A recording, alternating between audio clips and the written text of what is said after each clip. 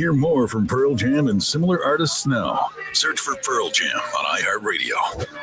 All your favorite music, all your favorite stations, all free. iHeartRadio Earth is here with a new way to enjoy our beautiful planet. Reduce your impact on the environment this fall by packing a waste-free lunch for school or work. Avoid foods with excessive packaging. Use reusable cutlery, napkins, cups, bags, and containers, and recycle or compost any waste when possible. Brought to you by iHeartRadio Earth and the National Environmental Education Foundation. To find more tips for smarter, sustainable living or to take action in your own community, go to iHeartRadio.com/Earth. Number one on your car radio preset and the new and improved iHeartRadio app. WDAS and WD273D Philadelphia is Fox Sports Radio, The Gambler. Kicking off your Saturday the right way. You're listening to Sean Barnard live right here on The Gambler.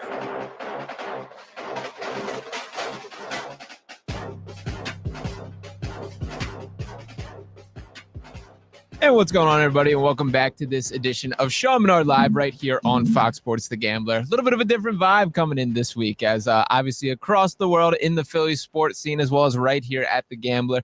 So got a lot to talk about today. We got plenty to get into. Not going to be the highest spirits episode of all time, but still excited to dive into things right off the bat here. Now, before we get into all the action on the field, we do got to start off with a little bit of housekeeping that has taken place right here at Fox Sports The Gambler. Unfortunately, and because he made the announcement online, put it all the way out there, I feel like I have no problem talking about it on here. That would be that the program director, Sean Brace, is unfortunately no longer a part of The Gambler here. That is the man that opened the door for me to be on these airwaves in the very first place, and not something that I don't think anyone internally wanted to see here. So very disappointed and wishing nothing but the best for Sean Brace. I'm honored that he provided me with this opportunity in the first place. But one thing is clear, that I'm going to keep on rocking here. So wherever that may take us, I'm going to keep talking sports, keep doing my thing, and we will see what that all means in the bigger picture. So shout out to Sean Brace, and big things coming his way, no doubt about it. But speaking of losses, we got to get into some Philly sports action. So to get right into things, I do want to start off with some Phillies talk today. Obviously, a nightmare day in Philly sports that was Thursday night. From a span of 1 hour in which we were talking about this Phillies team looking like they have a little spark in them, the pitching unbelievable, and just not being able to muster up any sort of offense, and then just the absolute way that the collapses, for insult, for injury, for that to be happening at the same time as the Giants are absolutely dog walking this Eagles team that has some legitimate problems that for the first time I feel like we really need to dive into today. So I do want to touch in on all this, and like I said, we're starting out right here with the Phillies. So to set the stage fully, I did want to pull up what went down in that final pitch here. So for those of you watching on YouTube, and by the way, we will be streaming on the Pick Swap Media YouTube moving forward right here for Sean Barnard Live. We will see how that shakes out as well. Still a little bit of a fluid plan that we are establishing behind the scenes right here, but nonetheless, you can tap into today's stream as well as moving forward on Pick Swap Media on YouTube. You can still tap in on the iHeart app, and we've got plenty of other ways that you can listen 1025 on the dial as well. But nonetheless, I want to start off right here with how it sounded on national radio for that Phillies exit. No balls and a strike. Majes breaks his bat. Kirkring gotta find it. Throws to the plate. Oh my goodness! He throws it away, and the Dodgers have won. The Dodgers win, and they are moving on to the NLCS. And a most improbable finish. Pandemonium at Dodger Stadium, and your heart breaks for Ryan Kirkring. And your heart sure does break for Ryan Kirkring right there, because while that will be the moment that we forget, when we dive down the Philly sports lore of what this season meant for the Philadelphia Phillies here, that moment is certainly going to stick. Now, this felt like, to me, the fair comparison would be the Ben Simmons passed up dunk. I've seen some of the Kawhi Leonard shot comparisons, and of course, we're diving into the Sixers where there's plenty of other big-time losses that we can pick up all across Philly sports. But to me, I think this is the Phillies version of the Ben Simmons dunk. That Ryan Kirkring throwing the ball over the backstop on, I don't want to say routine play, because I think it was a little bit tougher than that. And obviously, when you tie in the magnitude of the moment, it's a lot easier to couch quarterback than it is to be in Ryan Kirkring's shoes. But when you factor in this entire moment here, I do think this is the Ben Simmons passed up dunk for the Philadelphia Phillies. And why do I say that exactly? Because the moment that happened with Ben Simmons, it felt like something bigger. That this was not just him as an individual, basically shutting down as a functional basketball player, but what it meant at that current moment was this core that we'd invested in for so long, this belief that Ben Simmons and Joel Embiid can bring something to the city of Philadelphia, that essentially went down the drain. I don't think it's quite to that extreme with this Phillies team, but what I do know is this is now 4 straight postseasons that they've only taken step backs in getting over that World Series hump. This is back-to-back years. We're talking about this team having a stellar regular season and being bounced in the opening round of the playoffs in the NLDS once again. That's a tough pill to swallow. And the toughest pill to swallow about it is it's your key guys letting you down the most. That I know will remember Orion Kirkring not being capable of making that throw, of his brain fritzing out, completely panicking in the moment, not making the routine play to first base, which they teach you in middle school here. But the reason that the Phillies lost that game was simply the bats here. I mean, to dive into what happened at the plate was really the story of that game. And for those of you watching along on YouTube, you can see as I share my screen right here. Nonetheless, we'll be talking through all the stats. But when you look at the actual Phillies hitters in this Game 4 fateful loss here, we're talking about Trey Turner, 0 for 5 at the plate, 2 strikeouts. Kyle Schwarber, 1 for 5 at the plate, 2 strikeouts. Bryce Harper, 0 for 4 at the plate. Those 3 guys right there, that simply is not good enough. That the series is decided on the big bats of this Phillies team, and they only came through for 1 game. It is no coincidence that the Phillies only won 1 game in that series. If Trey Turner, Bryce Harper, and Kyle Schwarber are not hitting, this team does not win baseball games. We went 11 innings in this matchup, with the Phillies only allowing 1 run until, of course, the walk-off that moment with Orion Kirkring. And by the way, that 1 run that did get in there was walked in by Johan Duran, who I do think has gotten let off the hook a little bit in this overall sequence here. Christopher Sanchez, all the pitching from start to finish was absolutely stellar. The starting pitching, unbelievable. From Jesus Luzardo, Aaron Nola, the Ranger Suarez kind of piggyback start that we did see there. Everything worked from a pitching perspective, but the bats did not wake up. And that's why we have to have some real conversations about what's next for this Phillies team. There are some massive decisions that need to be made this offseason, and now they have no choice but to take those head on. Now, at the top of the list there is Kyle Schwarber directly. This is a guy who mashed 56 home runs for this Phillies team. This guy who very clearly is a very active clubhouse leader, a guy who you will not hear a bad person say a word about within the Phillies locker room and really within baseball. But there also is a guy that is commanding quite a heavy price tag. Now, before I dive deeper into my specific feelings on that, I did want to show up here, and I'm going to share my screen again. We're going to take a peek at Kyle Schwarber's post-game interview. So this one, for those of you just listening on audio here, this is one that you can see the emotion in his face. You can see the chin quivering a little bit. You can see the tears kind of fighting back behind the eyeballs here. Obviously, this was a team that was not prepared to go home when they did, but nonetheless, here's what Kyle Schwarber had to say following elimination. Yeah, I mean, it's doesn't feel good, you know. You just make a lot of different relationships in the clubhouse, and you never know how it's going to work out, right?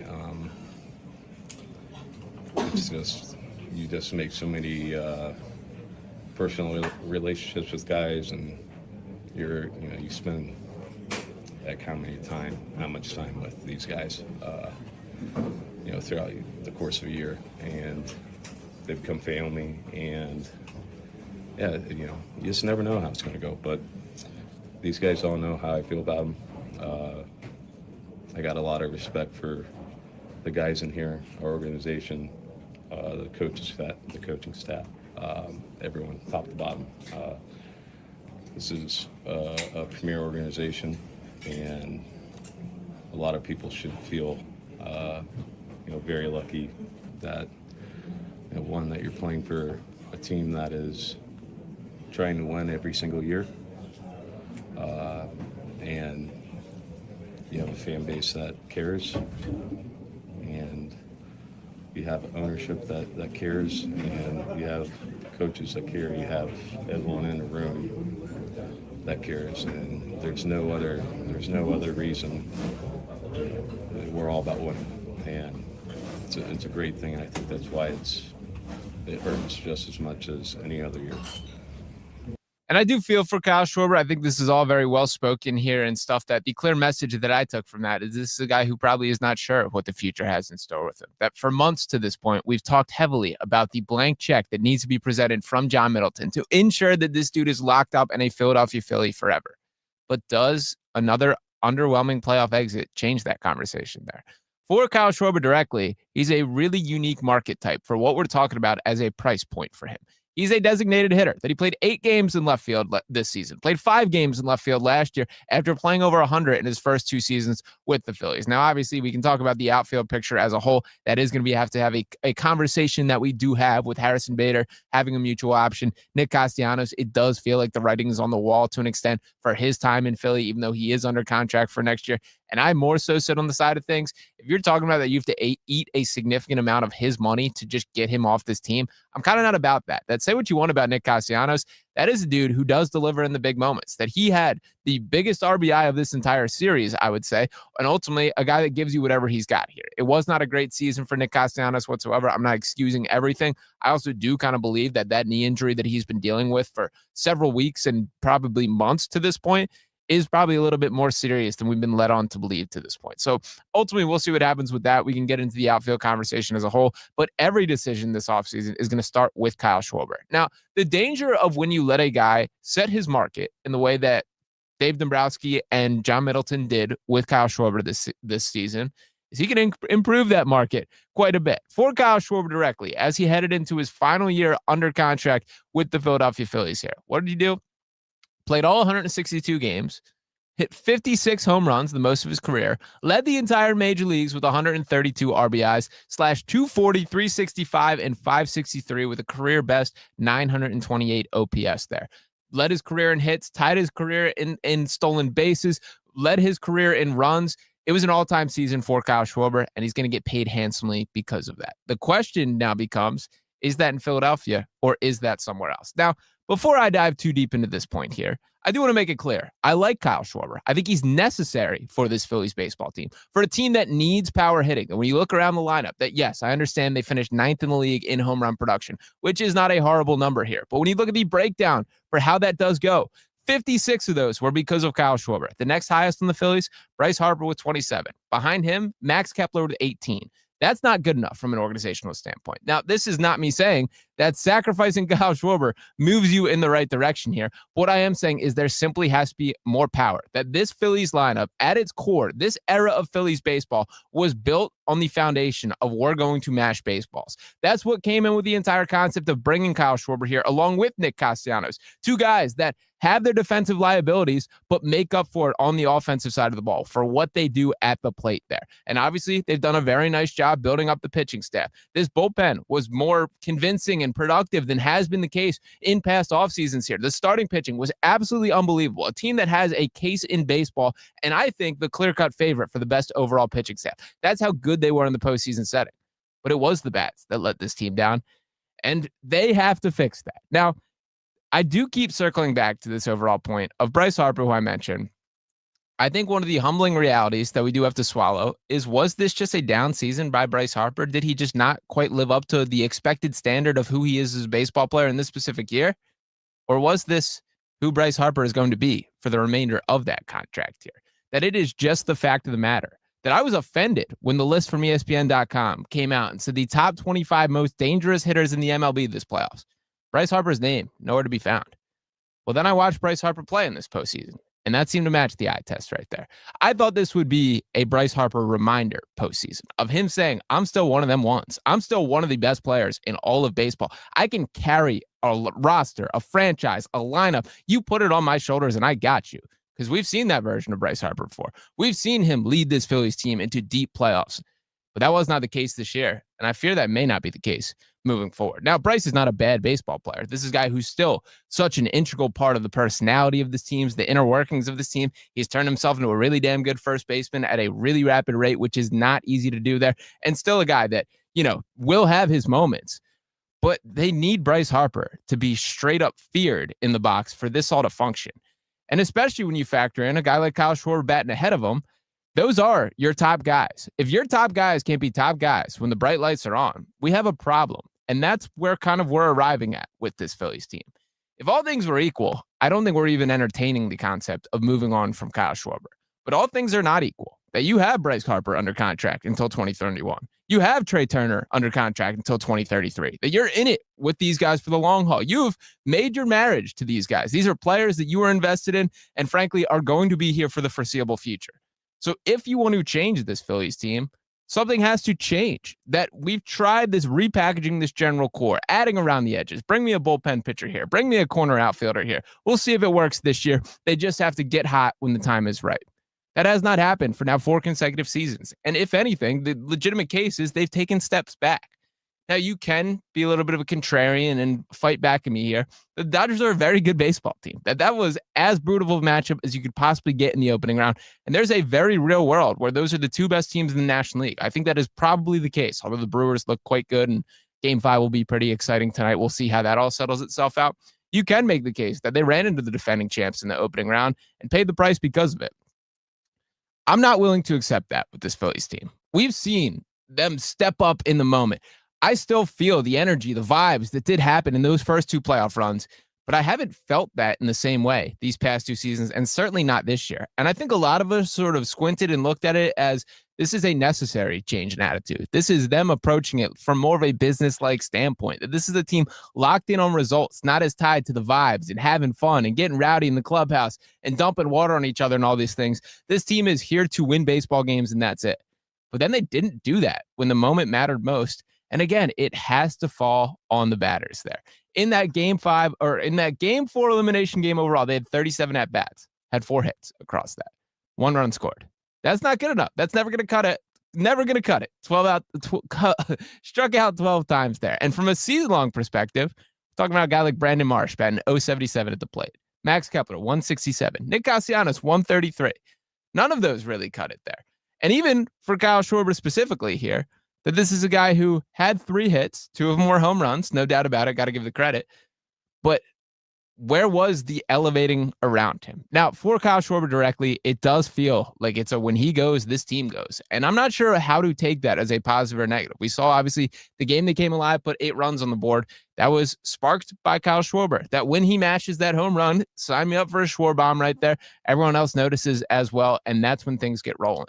But you can't be dependent on that. And it also is pretty frustrating, to be honest, at this point, how tied together this Phillies team needs to be. It's nice from obviously a locker room, a camaraderie standpoint of these guys having each other's back, which I did think was on full display following that Orion Kirkring meltdown, which shout out to Kyle Pagan coining it Orion's melt for the what did go down on the mound there. But nonetheless, it was nice to see these guys picking themselves up or picking Orion up, from Nick Castellanos sprinting in from right field, from Kyle Schwarber pulling him out of the dugout and back into the clubhouse, from Orion Kirkring himself facing things head on in the media, which, by the way, I do want to make sure I praise. It is not an easy moment to be in that guy's shoes, dude. And what I saw from him following that game is he stepped right to the media, took ownership, faced things head on, and will be remembered fondly directly because of this. This is the type of moment that can absolutely ruin a player. That this is one of the worst mental mistakes that you can make, and one that will stick with you from a career perspective. It takes a strong man to just be able to overcome that, and that's exactly what Orion Kirkring is trying to do. That type of a response, and I mean, when we see things like guys throwing hissy fits or skipping media sessions for far less, when you see a guy have what is likely the low point of his life, man, certainly of his professional career, feeling the weight of an entire city, the loss of an entire organization on your shoulders for one split-second decision that you failed to make the right one, that's tough. That's brutal. And for a guy who's still in the early parts of his career, in his 3rd season in the major league, a guy that's been accelerated a pretty rapid path to get to the majors. Let's not forget, this dude pitched in 3 regular season games in his rookie season before being counted on as a key part of this playoff rotation. That's who Orion Kirkring has been. I also think it's fair to assess that probably wasn't a situation where he should have even been in the first place. That we've been pretty clear about the standpoint of, when you give Orion Kirkring a clear inning, a chance for this to be his, to be all on his own, he's one of the better relievers in baseball. When you do throw him in the mix, where you got runners on first, got runners on second, where it is a dirty inning that he's coming into, he has not proven to be as effective. And this has been a trend all season long. So why throw him in that role in the postseason? That's a Rob Thompson question. Now, I will give another shout out to Rob Thompson for being right in that mix, for uplifting his teammates, as he was the first guy to grab a Brian Kirkring walking off the field. Let him know, head up, we win as a team, we lose as a team, which is the right message there. You can say what you want about Rob Thompson as a manager. 10 out of 10 human being, man. Like, that guy gets it from a standpoint of how to be a leader of men, how to embrace a locker room. And that kind of even keel temper that he's sort of hung with is very important for this Phillies team. A team that has a lot of big personalities, that has the Harrison Baders, has the Brandon Marshes, Bryce Harper himself with a big personality there. I think Rob Thompson being able to ride the waves, the highs and lows of a season is something that matters there. So I do think that's probably the first conversation that is had is there a managerial change? I didn't love this season by Thompson, to be perfectly honest, that I think there's a lot of things to fairly critique, but I also do feel the grass is not always greener. That where is the upgraded manager that you see out there? Who is the name specifically that you believe can juice more out of this Phillies team than Rob Thompson is currently getting? I would love to hear it if you do have the answer. And feel free to get involved in the comments, any thoughts that you guys do have on that there. I don't necessarily see that guy, to be perfectly honest. So with that in mind, is it the worst idea to run it back with Rob Thompson? That regardless of how you cut it, it wasn't Rob Thompson taking at bats at the plate. It wasn't Rob Thompson that was diving for balls in center field when you got not even close in the way Brandon Marsh is. That Rob Thompson can only do so much. Now, I would criticize some of the pitching decisions here. It kind of, in every game, I thought there were some things that I would tie up. Nonetheless, the bottom line is he is who he is. He's got faith in his guys, and it just did not work. I don't think there's any specific buttons that Rob Thompson could have pressed in a different way that would have changed the outcome of the series that he did not at least try. There are some moves that absolutely work. Things like Harrison Bader coming up to when he can't even run, take a pinch hit and get a single. But ultimately, that's going to be an interesting conversation. But to bring it back to Kyle Schwarber, the reason that I bring this up is the blank check should probably be slightly off the table at this point, is you no longer can think we have to sign Kyle Schwarber at all costs.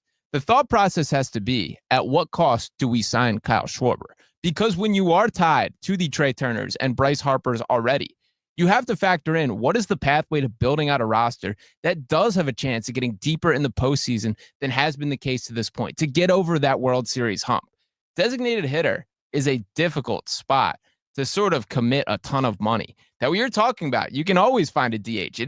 There are always guys willing to take on that role. That is not the case for, say, a third baseman or a first baseman or guys that are in the field on an everyday basis. And when we just talk about price point here, Kyle Schwarber is already the second highest paid designated hitter in baseball. The only guy ahead of him, Shohei Ohtani, who obviously has a different characteristic in what he can do on the mound that changes that market value. So if we're talking about a raise for a guy that is already the second highest paid designated hitter in baseball, what are you sacrificing by putting that money in that category?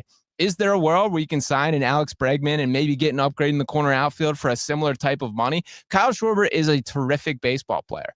But if you want to change up this Phillies team, you have to change up this Phillies team. That we've seen this kind of attempt at repackaging and building around the same core for 4 consecutive seasons. You got to have an actual look in the mirror this offseason. And that's what I'm requesting from Dave Dombrowski and John Middleton there. This is not re-sign Kyle Schwarber at all costs. This is at what cost would it take to re-sign Kyle Schwarber? And what that dollar figure lands at very well could decide what that decision is. And for Schwarber directly, it certainly depends on what is important to him at this stage of his career. That was a guy who sounds like he wants no part of leaving Philadelphia. But it also sounds like a guy, or we know is a guy, that this is his chance to get the biggest bag of his lifetime, the biggest paycheck of his career, to set him and his family up for the level of generational wealth. This is his time to cash out. And I will say, when scrolling through the spot rack pages there, he has not made nearly as much money as I expected. That this year, I mean, $19.75 million this year, nothing to slouch at whatsoever. But when you think of where his ranks are in baseball, that is certainly not what I would have guessed there. This is going to be the payday for Kyle Schwarber, and he's aging just completely fine. That, to me, the I guess aging process is not a concern to me. That looks like a guy to me who will mash baseballs until he's 60, man. Like, he is not slowing down at any point with age. And of course, he even honestly looks a little bit thinner and stronger than was the case in his early days of playing. So we'll see what they ultimately land on. But I think those are the two decisions that are going to immediately launch into things for this Phillies offseason. It is what's next with Rob Thompson and what is the decision with Kyle Schwarber. So it'll be interesting to see where the Phillies do land on each of those there. We still got a lot, and it does still feel like the wound is fresh, that we have some, feelings and emotions are still invested into things. I do think this is a take it back a couple notches, reflect on things after you got a week away for each of these type of calls. But I do not think the Kyle Schwarber negotiations are as simple of a concept as it seemed to be for the duration of the season. Now, we have plenty more to talk about with this Phillies team. We also have to get it over to the Philadelphia Eagles, who finally, for the first time all year, I'm willing to admit have some real deal problems. So I do want to get into that as well. We're going to take a quick break on this side of things right here on Fox Sports The Gambler. Appreciate you guys tuning in for Sean Barnard Live. Right there on YouTube will be a break for about 3.5 minutes there, and coming back right on the other side with some Eagles and more Phillies talk. So make sure to keep it locked and be back on the other side. Gary Barbera is going to put your rear in a Wrangler Barbera Jeep from 16,666. Fox Sports Radio, The Gambler. Now, total traffic for Philadelphia.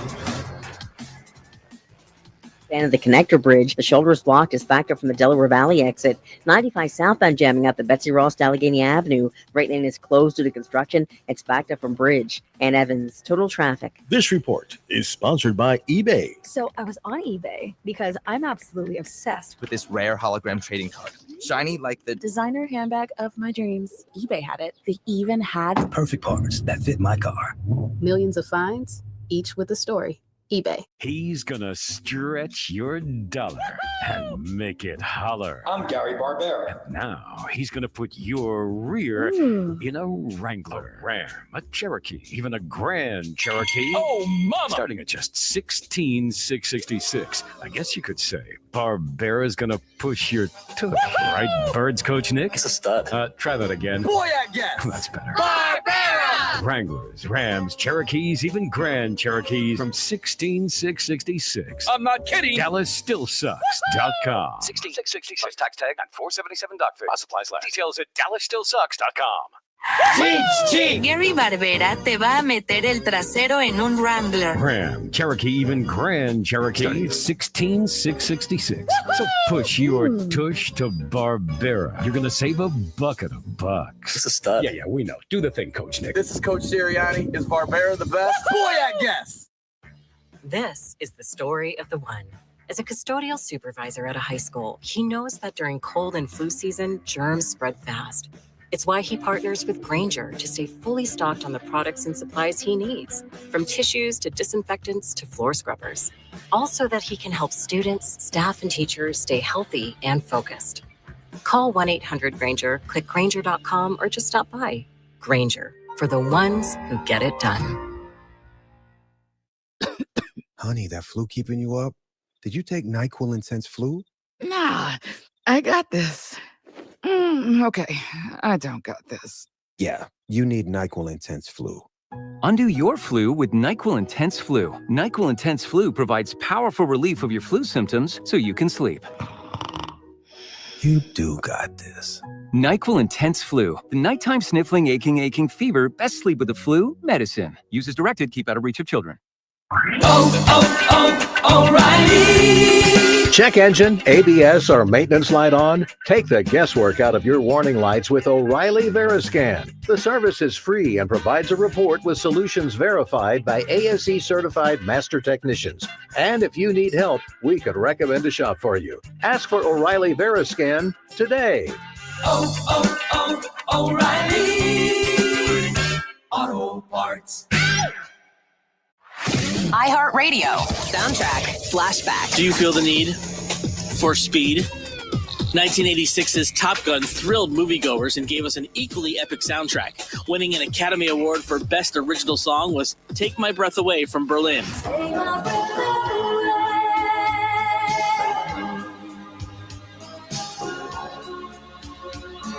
For more great movie soundtrack hits, check out Popcorn Radio on the iHeart Radio app. The Bonus Bucks Cash Contest is back. That's right. Every weekday, we're dropping code words and your shot to score a quick stack of bonus bucks. Hear it, text it, and you could be counting cash before the day's over. It's easy to play. Big money on the line. 9 times a day, top of the hour. Hear the keyword, and you could win $1,000. Your shot at bonus bucks all fall long right here on The Gambler. This is the story of the one. As a custodial supervisor at a high school, he knows that during cold and flu season, germs spread fast. It's why he partners with Grainger to stay fully stocked on the products and supplies he needs, from tissues to disinfectants to floor scrubbers. Also that he can help students, staff, and teachers stay healthy and focused. Call 1-800-GRAINGER, click Grainger.com, or just stop by. Grainger, for the ones who get it done. Football season is back, yes, but off the field, life can hit even harder at times. Car wreck, slip and fall, work injuries, yeah, they all happen. Don't sit on the sideline after being injured, though. Only one person to call. Call attorney Big Al, 1-800-HURT-123. Big Al gets the job done, and he picks up 24/7. Big Al brings the heat both on and off the field, and he wins. That's the most important part. One more time. 1-800-HURT-123. Call Big Al today. The Gambler. Phillies home for all things sports gambling. He's gonna stretch your dollar and make it holler. I'm Gary Barbera. And now he's gonna put your rear in a Wrangler, Ram, a Cherokee, even a Grand Cherokee. Oh, mama! Starting at just $16,666. I guess you could say Barbera's gonna push your tush, right, Birds Coach Nick? It's a stud. Try that again. Boy, I guess. That's better. Barbera! Wranglers, Rams, Cherokees, even Grand Cherokees from $16,666. I'm not kidding. DallasStillSucks.com. 16666 tax tag and $477 while supplies last. Details at DallasStillSucks.com. Gary Barbera te va a meter el trasero en un Wrangler. Ram, Cherokee, even Grand Cherokee. Starting at $16,666. So push your tush to Barbera. You're going to save a bucket of bucks. It's a stud. Yeah, we know. Do the thing, Coach Nick. This is Coach Sirianni. Is Barbera the best? Boy, I guess. Hear that? That's Mike. He took ZQL Pure Z's, so now he's sleeping soundly on a Sunday night. ZQL Pure Z's are fast-acting melatonin gummies with a complementary botanical blend to help Mike get the sleep he needs to wake up refreshed and ready to conquer Monday. Let's do this Monday. ZQL Pure Z's, just for sleep. Really great sleep. These statements have not been evaluated by the Food and Drug Administration. These products are not intended to diagnose, treat, cure, or prevent any disease. Use as directed. Honey, that flu keeping you up?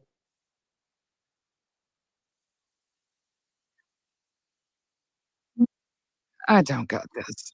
Yeah, you need NyQuil Intense Flu. Undo your flu.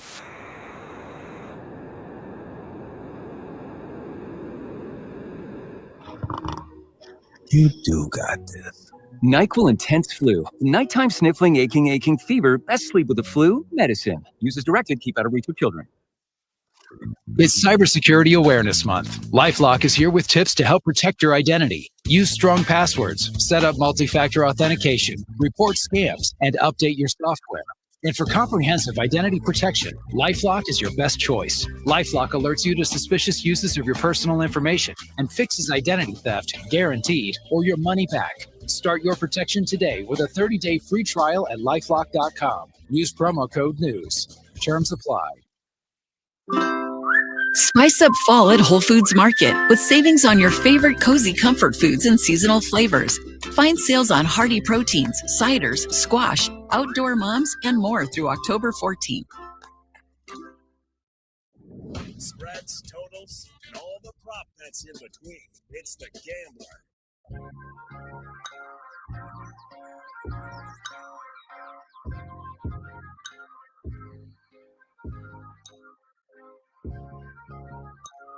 I know I'm better than this. I know I'm just praying for the Lord to deliver me from pick sixes. So that's what y'all want to see, huh?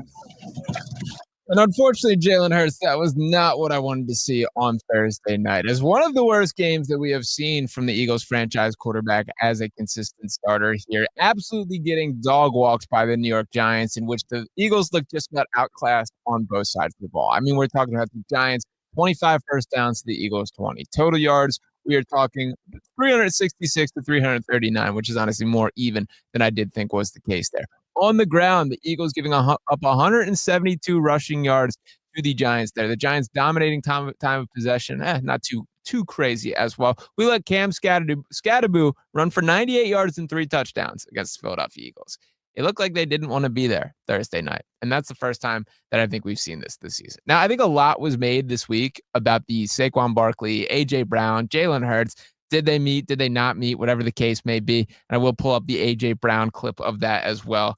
The A.J. Brown stuff, I will say for the first time, has started to become bothersome to me because it does feel like he is actively choosing to be a bad teammate in a way that I have not felt about him in the past. Things like that very meeting, or that little interaction with the press there, you just do not have to make the big deal that he directly did intentionally by the way that he went about it, by saying that I don't know what meeting you're talking about. You obviously do. And I understand his point for what he's trying to get across if this was not something that was called into, like a big deal meeting, a orchestrated thing where tensions are nearly as high as they are seemingly made out to be.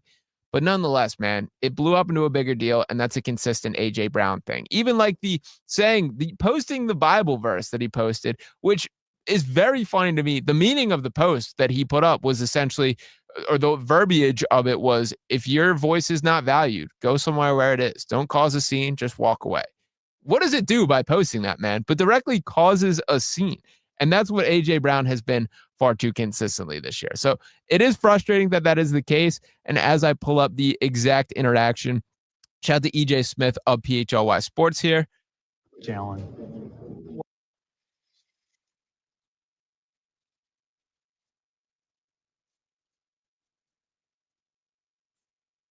Talk to them. You weren't in the meeting? No, I don't recall. Or you don't want to just talk? I don't recall. Coming into the season, returning 10. Let's get that one more time. What was behind that? I don't recall the meeting. Oh, okay. The meeting that we're at. I don't know what you're talking about. Those guys said it did happen. Oh, you need to talk to them. You weren't in the meeting? No, I don't recall. Or you don't want to just talk? I don't recall. Coming into the season. Like, you can see it, man. The little grin on his face, the little smile. He knows what he's doing. And that's why I have a problem with it. That this is only a problem, A.J. Brown, if you want it to be a problem. And right now it feels like he wants it to be a problem. But he was not the only problem with this Eagles team, as from across the board, they were not good enough on Thursday night. Jalen Hurts, 24 completions on his 33 attempts, threw for 283 yards, 1 touchdown, and 1 interception. Saquon Barkley, 12 carries for 58 yards, 38 of which, by the way, came on the opening drive. So meaning from that point on that he got 20 total more yards. That is absurd that he is still yet to break 100 yards this season. This is the dude who set the all-time record in NFL history for most rushing yards last year across the playoffs and regular season. That became the 7th running back in NFL history to rush for over 2,000 yards in the season. And you're telling me this dude can't get a buck, can't get 100, can't get one game where he's touched in the triple digits in rushing yards?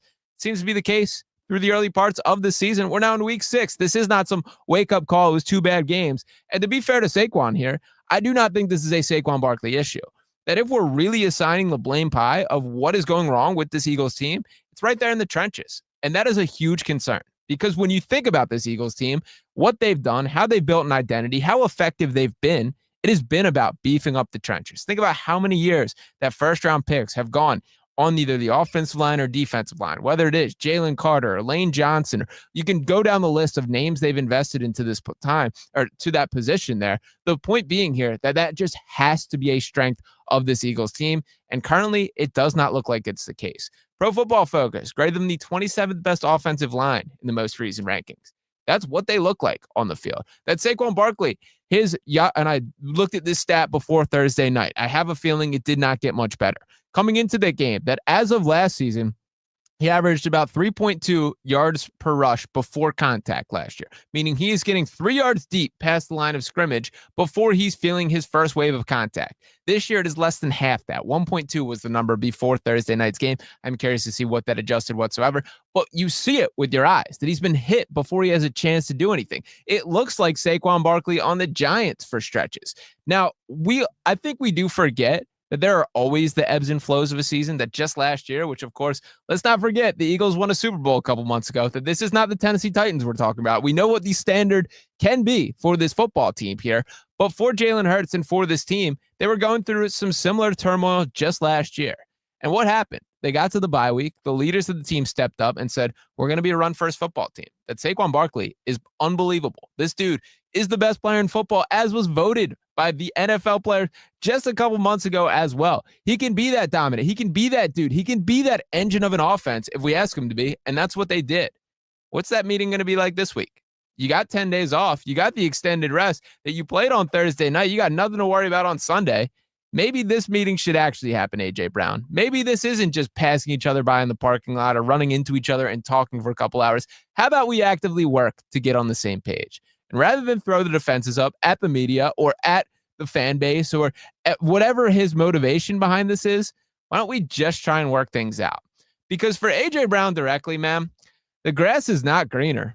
Where are you going to go? Where would you prefer that you have a chance to put? Do you want to be on a bad team where are you putting up these empty calorie numbers? And by the way, might I remind you that the best seasons of your career statistically and with team success have all come in Philadelphia? That how was it when you were playing for the Tennessee Titans when Ryan Tannehill was the best quarterback that you've ever been able to do line up beforehand? How did that feel? So look around, A.J. Brown. The grass is not greener, my friend. That there are absolutely teams that would love to use him as a talent, as a wide receiver.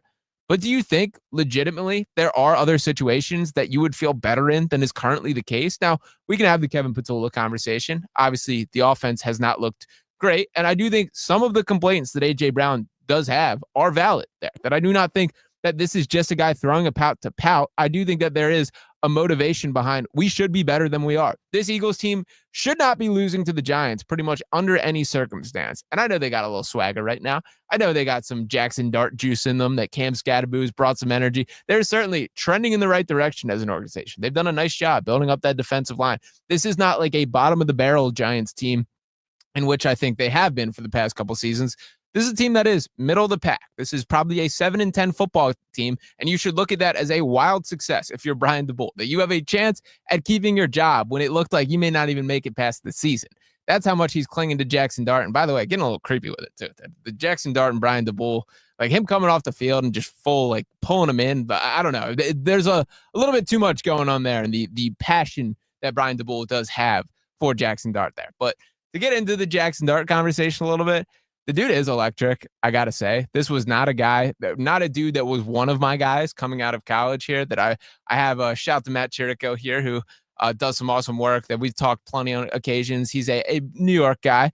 We have a little stake bet for the duration of our lifetime here for these guys' careers. I bet that Shedeur Sanders would have a better NFL career than Jackson Dart. I just wasn't a Jackson Dart guy coming out of college. Now, Jackson Dart, the early lead in that one, there's no doubt about it there, but I'm locked into that take. So we'll see how things shake it out. We do have 12 years or whatever the case, however long these guys stick around for Shedeur to ultimately come out on top, but I have not loved how we're off to a start in that race there. But I bring that up to say, with Jackson Dart specifically here, we're talking about him in this game, 17 to 25 or 195 touchdowns through the air, also added 58 yards on the ground and a touchdown with his legs. He joined Lamar Jackson and Jalen Hurts as the only quarterbacks in NFL history to rush for 50-plus yards in the first 3 starts of his career. That's good company to have. Now, for Jackson Dart specifically, he's certainly exceeded expectations for me to this point. I do think that he is going to be a guy that the book is going to get out on a little bit when he goes through the second round of the NFL. This is obviously just the second start of his career, or third start of his career, excuse me, but still very early in that timeline here.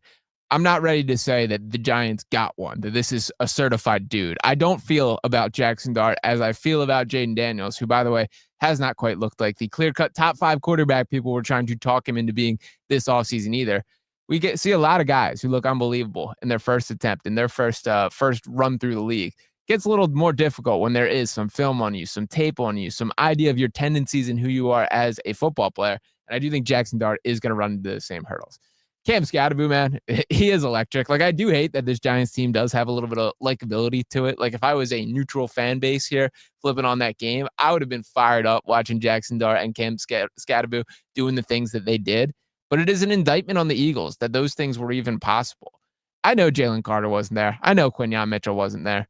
But, dude, that looked far too easy for an offense that just straight up is not that good. That however optimistic you want to be about Scadaboo, about what Jackson Dart brings to this team, how much he changes the offense there. This is the Philadelphia Eagles, the Super Bowl champion Philadelphia Eagles, that prior to the past 2 games had won 20 of their last 21 games, that had not lost a game in a calendar year that Jalen Hurts started and finished until 2 weeks ago.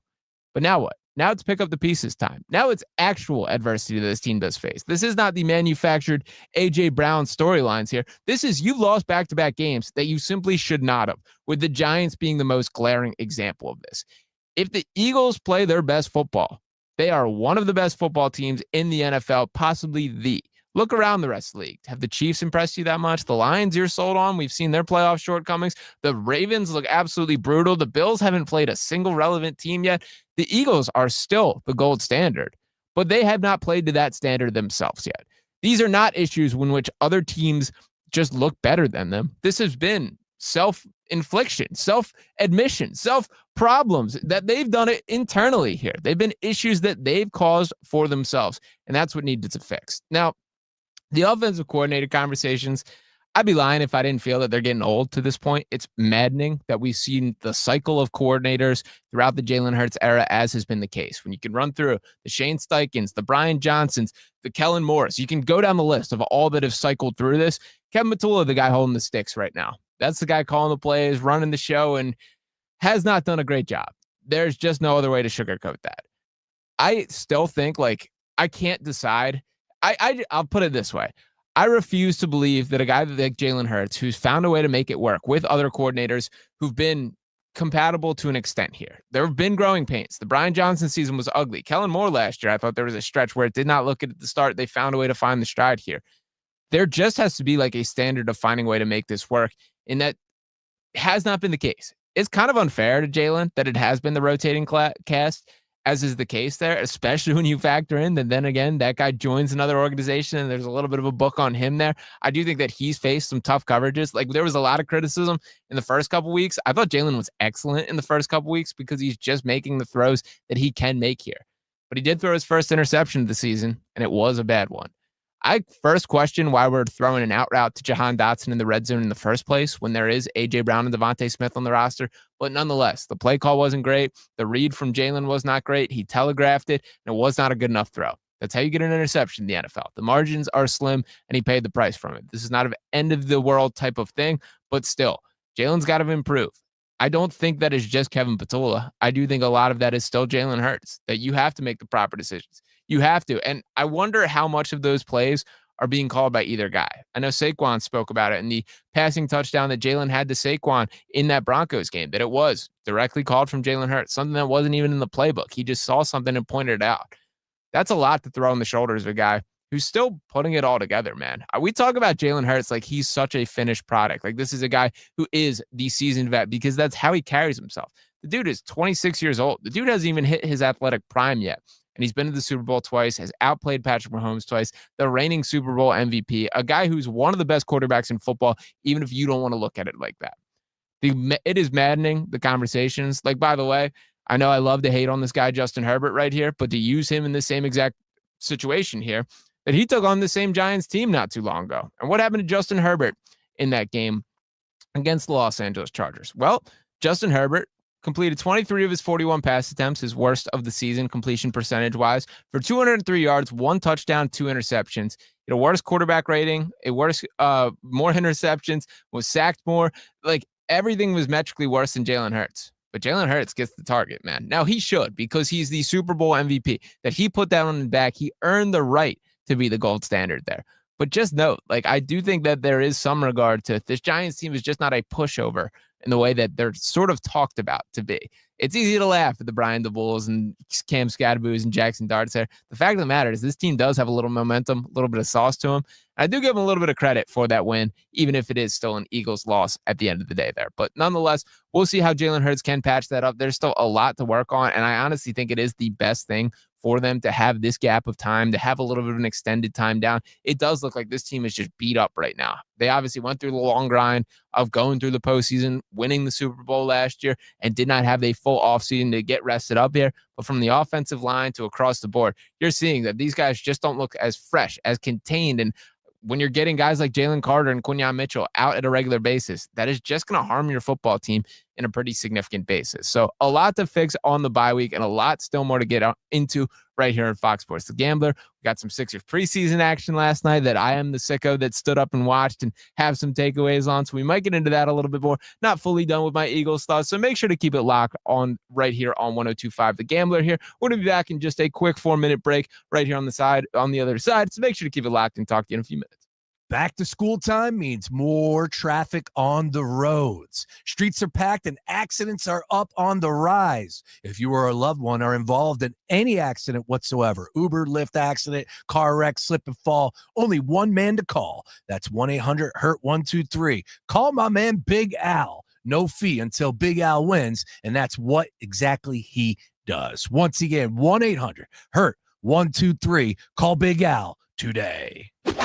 Time now for your Saturday BetMGM Baseball Buzz. Tonight in Milwaukee, Game 5 of the National League Divisional Series. Brewers and the Cubs, both teams won both games at home. Now it's a decisive Game 5 to see who will face the Dodgers in the NLCS. Get yourself in the right position for the playoffs with BetMGM, official partner of Major League Baseball. From same-game parlays to live bets, you can shoot your shot any inning. Looking for something new? Celebrate the end of another thrilling MLB season and the crowning of a new World Series champion. BetMGM and GameSense remind you to play responsibly. See BetMGM.com for terms. 21 plus only. Promotional offers may vary by market, subject to eligibility requirements. Rewards may vary and expire in 7 days. Gambling problem? Call 1-800-GAMBLER. Available in the U.S. for New York, 877-8-HOPE-NY or text HOPE-NY 467-369. For Arizona, 1-800-NEXT-STEP. For Massachusetts, 1-800-327-5050. For Iowa, 1-800-BETS-OFF. For Puerto Rico, 800-981-0023. In partnership with Kansas Crossing Casino and Hotel. And that's your Saturday BetMGM Baseball Buzz. Football season is back, yes, but off the field, life can hit even harder at times. Car wreck, slip and fall, work injuries, yeah, they all happen. Don't sit on the sideline after being injured, though. Only one person to call. Call attorney Big Al, 1-800-HURT-123. Big Al gets the job done, and he picks up 24/7. Big Al brings the heat both on and off the field, and he wins. That's the most important part. One more time, 1-800-HURT-123. Call Big Al. Story of the one. As a custodial supervisor at a high school, he knows that during cold and flu season, germs spread fast. It's why he partners with Grainger to stay fully stocked on the products and supplies he needs, from tissues to disinfectants to floor scrubbers. Also that he can help students, staff, and teachers stay healthy and focused. Call 1-800-GRAINGER, click Grainger.com, or just stop by. Grainger, for the ones who get it done. I'm Scott Hansen, host of NFL Red Zone. Lowe's knows Sundays are for football. That's why we're here to help you get your next DIY project done, even when the clock isn't on your side. Whether that's a new Filtrete filter or Bosch and Cobalt power tools, Lowe's has everything you need to feel like the MVP of DIY. So get it done and earn your Sunday. Shop now, in-store and online. Lowe's, official partner of the NFL. Sound familiar? At Mattress Firm, we understand there are many problems that can keep you up at night, like snoring, aches and pains, or sleeping hot.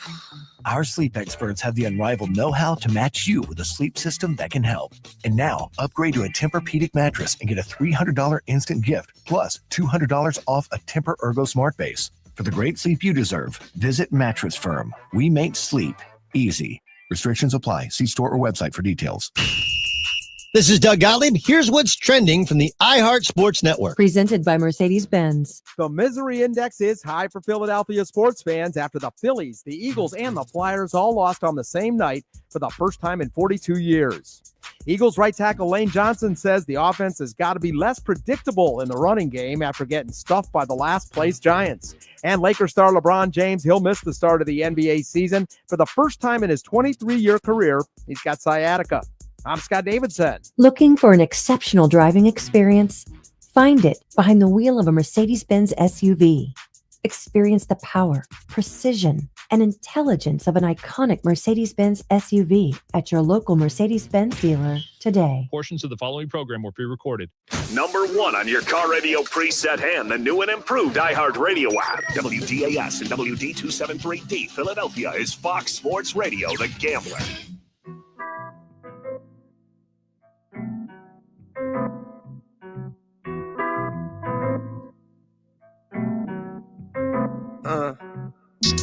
Pride is the devil.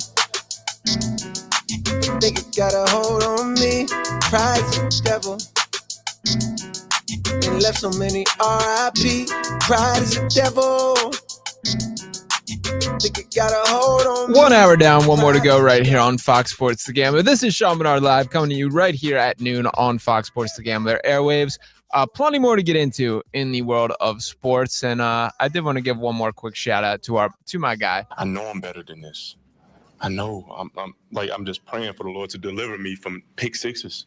Jameis Winston, who it does break my heart, is just sitting on the sideline for that New York Giants team. They obviously still got Russell Wilson, who we did see get in there and threw a pretty atrocious looking pass on Thursday night as well. Free Jameis Winston, man. I wanted him so badly to get traded to the Cincinnati Bengals, and they traded for Joe Flacco, and that's going to be the guy to at least give them some semblance of pulse for the season until Joe Burrow can return. But tell me Jameis Winston couldn't throw for 5,000 yards with T. Higgins and Jamar Chase as his primary wide receivers. Throwing the ball has never been the issue with Jameis Winston. He's pretty aware of what the issues are if you have not picked up. I know I'm better than this. I know. I'm just praying for the Lord to deliver me from pick sixes. Praying for the Lord to deliver him from pick sixes, but I do not think we're going to see any of that magic on the field in a Giants jersey this year. Now, one other stop that I did want to take outside of the Philadelphia world, also on a baseball diamond, one of the greatest baseball games of all time played last night. A 3-2 victory by the Seattle Mariners to punch them through to the ALCS for the first time in 21 years. The game went 15 innings. It was the longest game, or the longest winner-take-all game in MLB history, 4 hours and 58 minutes. Now, I'd be lying if I said I stood there and watched every pitch from start to finish, but I caught wind of it in extra innings is when I really started tuning in, and that turned into me getting my full feeling of a baseball game, as they did go 15 deep in that matchup. We're talking about both these teams absolutely ripping through their pitching staff here, and ultimately the hero that it was had to be Jorge Polanco there, delivering a nice little single to score the winning run. It brought into question to me that I did want to pull up the best overtimes slash extra periods in all of sports. And I did want to come up with a quick Mount Rushmore for myself right here. The number one that I think gets it right is college football. That college football, I do think, is the best overtime in all sports right here. The next up that I do bring to the table, I think baseball extra innings do carry a weight. The walk-off fashion just brings something to me. And I think that's related to college football as well, because you do see, when you see the right field rush in an overtime victory here, there is nothing that beats that. I think that angle, that level of excitement really means something to me. I think those are two sports that get it right. So if I'll go rankings. I'll go top four rather than just a general Mount Rushmore. I do think number one is college football. I do think number two is extra innings baseball. Number three, and this is not a sport that I'm super into here, but I think is overtime hockey. Same kind of story where one golden goal can win it all. And I do think soccer, when they have it right like that, is the way to go about it. The worst possible overtimes, I think, come down to the NBA and the NFL. For the NFL, the fact that a tie is even on the table just can't happen, man. And I mean, we feel like we see it far too often. It happened this year already. We've seen a tie. It's embarrassing that is a possible result. That's even an option for how a game can be decided for the National Football League there. I hate that is the case. Ultimately, that is what it is. But like, if we're talking about excitement in an overtime period, there's got to be a result. There's got to be an ending. And I don't think a tie gets the job done for anyone there. So I would put that at kind of the end of the list. NBA, there's just nothing different about it. So I think the clear top three for what I would say for best overtimes across sports, number one, I'm going college football. Number two, I'm going extra innings in baseball. And number three, I'm going NHL hockey with the golden goal, winner takes all sort of format there. So I would love to hear any of you guys get involved in the conversation in the comments, but that did spark my mind. Did want to shout out to the Seattle Mariners. They're a fun team, man. And that's going to be a cool battle with the Toronto Blue Jays.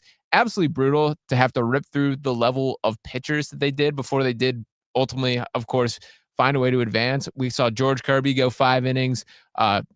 Overall, 1, 2, 3, 4, 5, 6, 7 pitchers thrown, and each guy pretty much going multiple innings. We got 2.2 from Bizzardo, who was excellent in the late innings. Logan Gilbert going 2 innings. Matt Brash going 2 innings. The guys that, aren't expected to be in that role whatsoever, deliver. They were talking about guys pitching out of the bullpen for the first time since single A, since college, things like that. So a pretty cool moment in the late hours of last night, still going down in the sports world. And of course, to decide the NLDS tonight, we will have the Brewers and Cubs, which should be an intriguing matchup as well. So that's probably what's going to catch my attention in the late window tonight. But nonetheless, let's bring it back a little bit to the Philly sports waves. And I know there is seemingly not a lot of interest in this particular topic to this point.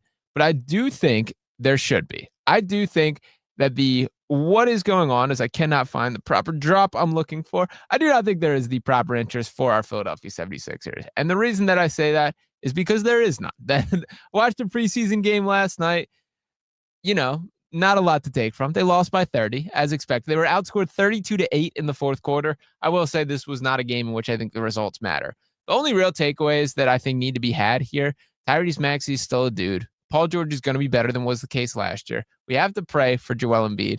And I think the message that should be clear is the insurance policies are already in place here.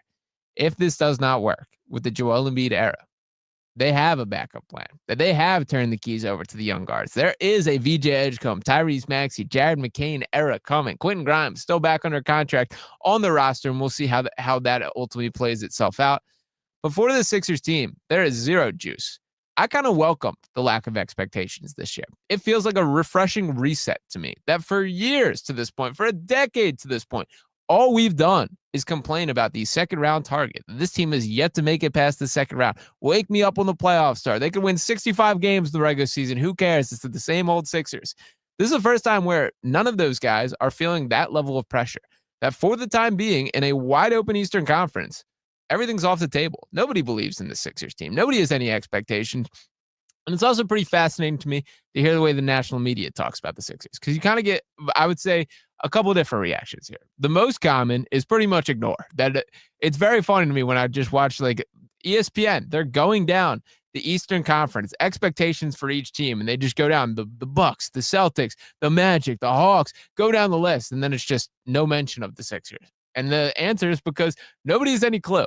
There's also, I would say, probably more belief in the widespread national media than feels like it's in the case in the Philadelphia bubble here. But don't get me wrong, I'm a believer in this Sixers team. I think they will be a playoff team this year. I also thought they would be last year and had to do a ton of TikTok dances for that not being the case. So hope things do go wrong. This is a season which truly could go either direction. Who knows what is the case? And I think what will answer that is pretty much exclusively what level of health that Joel Embiid does have. Can we get 40 games out of him? 50, 30, 25? What's on the table? And I don't think Joel Embiid himself knows that answer. But I do think there should be some legitimate excitement to this young group of guards. And what I will say, as far as this season coming on, before I shifted back to some Eagles conversation here, this is going to be a team that cares. This is going to be a team that people are entertained by in a way that I do not think was the case last season and really the past couple years. Because I don't think we're going to be complaining about James Harden hero ball or living and dying with the availability of Joel Embiid. These guys are going to care. These guys are going to compete, and these guys are going to bring it. And for a city like Philadelphia, that's a basketball team that you can fall in love with. So I'm not trying to sell you, be a snake oil salesman, and tell you that this team's winning a championship this year. But I do think people are going to be pleasantly surprised with this is a Sixers team that is worth keeping on your television. We'll see if ultimately that proves to be the case. There's still a lot more questions than answered with this team as a whole. And I do want to give one shout out to Dominic Barlow, who's looking like he could be a dude for this rotation and been the biggest winner of preseason. That's my early prediction to throw out there. You're talking about a guy that's on a two-way contract currently and going to be upgraded. Dominic Barlow, I think, will be a standard NBA player by the end of the season. But ultimately, we'll see how that shakes itself out. Now, let's bring it back to the Philadelphia Eagles here. So that's what y'all want to see, huh? It feels rough, man. It's tough that it feels worse than I think is actually the case. Like, at the end of the day, this is still an Eagles team that is good. This is still an Eagles team that has won plenty of games, that is still going to be in contention. They're 4-2 on the year. They just got their wake-up call here. But it does sort of feel like that 2023 kind of energy is sneaking into the building. That when things went south, they went south that season. That of course, being the year they were bounced first round by the Tampa Bay Buccaneers. That was a year after they made that Super Bowl run, and a lot of criticism being because of the coordinator decisions. It does sort of feel like we're heading down that same path. Now, I think it's inexcusable for that to be remotely accepted as the case because there's just too much talent on this roster. Maybe health is the problem. Maybe when they do get to the bye week, when there is a little bit of extended time here where you have some downtime, that you're talking about Jordan Mailata looking like a different version of himself, Cam Jurgens, Landon Dickerson, the guys up front that I do think is the root of all these things going south. Maybe that changes itself. That when those guys get healthy, all of a sudden things look cleaner. But everything should be up for evaluation at this stage of the time. Everything should be talked about as a potential change. Everything should be under a microscope for what can we improve on, because the answer right now feels like everything. It does feel like this team needs some help. And when you look at their schedule, man, it does not get much easier. To look forward from here, of course, coming off the back-to-back losses at the hands of the Broncos and the Giants. They got the Minnesota Vikings next week, then the New York Giants the week after, and then the Week 9 bye. They do need to win these back-to-back games, and the Vikings are not a pushover team. I am hoping that we get the Carson Wentz return here. We'll see what the status of J.J. McCarthy is. Feels like the Vikings have just been overseas playing in back-to-back weeks and been there forever, so they've been kind of out of all of our minds. But I do think that would be a very entertaining matchup. I will say I get full-scale Carson Wentz PTSD when watching those Vikings games. You see the whole sequence, man, from the never quitting on a play to throwing balls up for grabs. You get it all. You get the Carson Wentz experience in a very compact fashion. I can't even imagine what it would be like to be a Vikings fan right now, because I was shivering on my couch remembering what that was like. But nonetheless, they do play the Vikings and then get their chance at revenge at the New York Giants in Week 8. And then for the final stretch of the season, from weeks 10 to 18, we're talking about the Green Bay Packers, the Detroit Lions, the Dallas Cowboys, Chicago Bears, Los Angeles Chargers, Las Vegas Raiders, Washington Commanders, Buffalo Bills, Washington Commanders. That is a murderous row. That is a difficult way to end the season. Now, in some regard, maybe that's good for this Eagles team. That maybe they need to go through the fire, come out charred, and that be the best version of themselves. They need to iron sharpen iron to prove that they can get back to the heights that we've seen them perform at before. But how great do you honestly feel about them taking on that list of teams at this stage of the game? Like I said, my clear message is this is not a talent discrepancy. This is not a situation in which teams are outplaying this Eagles team. These are self-inflicted wounds that ultimately are causing their demise. That these are things that they have to look internally and find ways to patch up, find ways to fix. And for that to be the case, it's just going to take going through that same fire and coming out on the other side. So maybe it is the right thing that they do have a stiff schedule down the second half of the season. But at the same time, if these things are not fixed, we do have to have those serious conversations. And I did want to throw out this question mark here. I think we'll get very different answers. Which of these players which of these people are most likely to be who will be in Philadelphia for longest out of these options here? I want Jalen Hurts, I want Saquon Barkley, and I want Nick Sirianni for those three. Now I'll make the case for each. For Jalen, he's a franchise quarterback. I don't think he's going anywhere, and that would be my answer to this, that I think that is the guy. Saquon Barkley is a guy who's already escaped a dysfunctional organization to come to Philadelphia and has had obviously the best season of his career, one of the best historic seasons. The contractual side of things, he will be taken care of. He got his extension last summer already. And then there's Nick Sirianni, who I think is probably the most likely to be out the door quickest. But how soon is that? And what even is Nick Sirianni as a coach at this stage of this game? This dude has taken this franchise to a Super Bowl. This dude has been around for several seasons at this point. That he's a night and day different guy from a confidence standpoint, from the way that he carries himself, from when he first stepped to that podium, comparing growth to the planting seeds and watering flowers and everything that he went around, that we were all panicking of, can this dude even coach football here?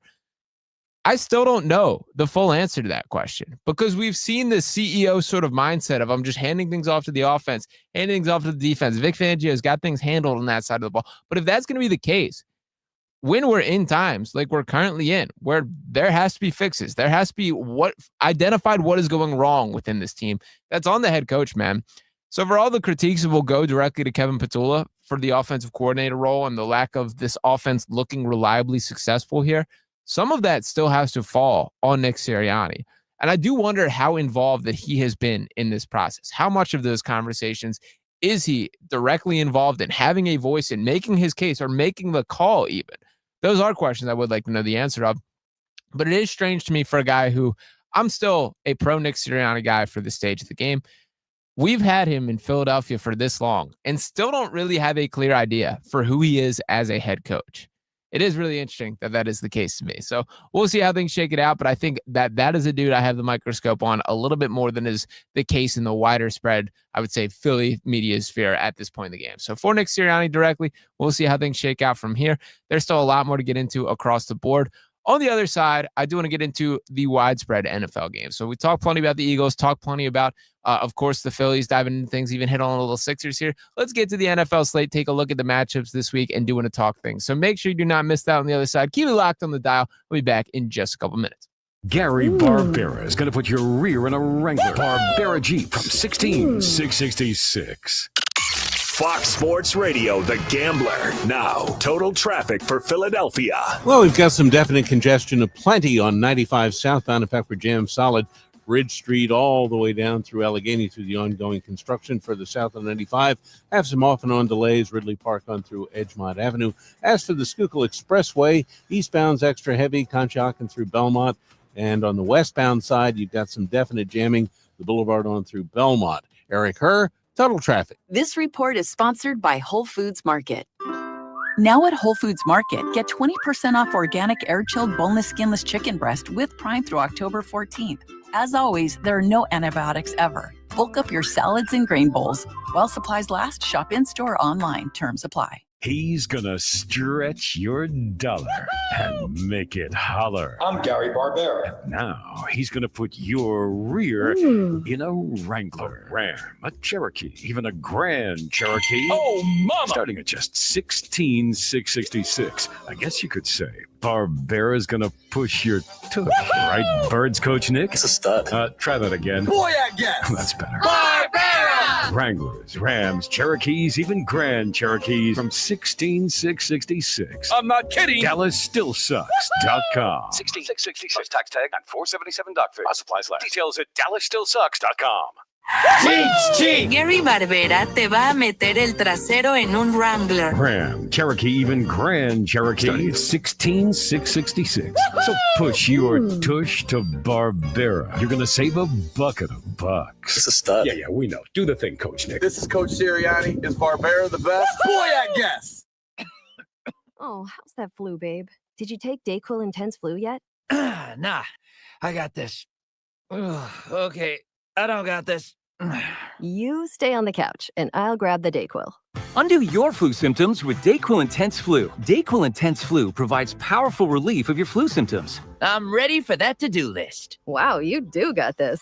DayQuil Intense Flu. The daytime coughing, aching, fever, under your flu medicine. Use as directed. Keep out of reach of children. O'Reilly. Check engine, ABS, or maintenance light on? Take the guesswork out of your warning lights with O'Reilly Veriscan. The service is free and provides a report with solutions verified by ASE certified master technicians. And if you need help, we could recommend a shop for you. Ask for O'Reilly Veriscan today. O'Reilly Auto Parts. Think Verizon, the best 5G network, is expensive? Think again. Bring in your AT&T or T-Mobile bill to a Verizon store and we'll give you a better deal. Now, what to do with your unwanted bills? Maybe turn them into paper airplanes headed to See Ya Never AT&T and T-Mobile. Jokes aside, the best 5G network has you covered with the most ways to save on plans, streaming, and phone deals. So bring in your bill to your local Verizon store and we'll give you a better deal. Rankings based on Root Metric True Score report dated 1H 2025. Your results may vary. Must provide a postpaid consumer mobile bill dated within the past 45 days. Bill must be in the same name as the person redeeming the deal. Additional terms apply. If you can wager on it, we're talking about it. It's The Gambler.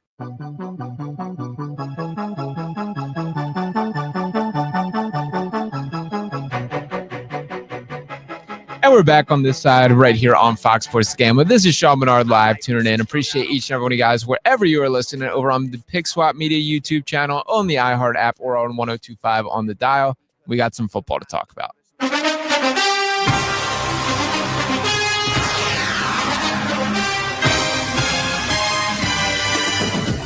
That's right. While the Eagles and Giants already kicked things off this weekend, we got plenty more to get into for the rest of the NFL slate and do when we talk through each game a little bit, what I'm looking out for, what my early pick is, what my lean is, and everything there. You also can read some of my written work over on DraftKings Network and each of these odds coming from DraftKings specifically there. So to get into things, we're starting off with another Sunday morning matchup, this time coming between the New York Jets and Denver Broncos. Of course, the Broncos, that was the team that handled the Eagles their first loss of the season here. And shout out to Rob. I'm going to touch on your comment there when we get to a game that I think I can transition pretty smoothly, if you know what I'm talking about there.